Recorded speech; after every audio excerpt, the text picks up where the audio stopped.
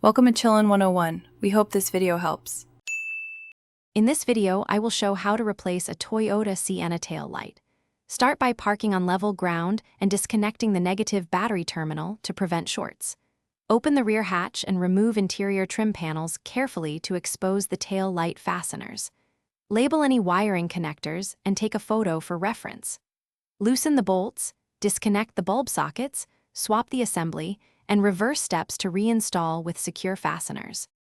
With the hatch open, gently pry out the interior trim panel clips to reach the tail light bolts and screws.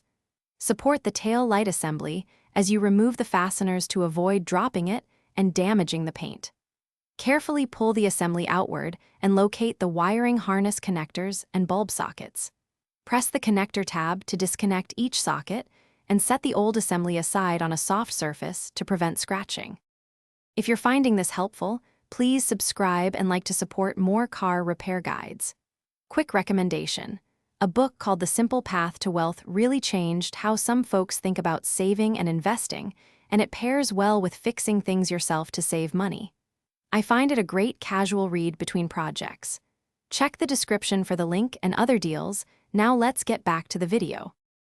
Plug the wiring harness and bulb sockets into the new tail light assembly and ensure all connections click into place for a secure fit.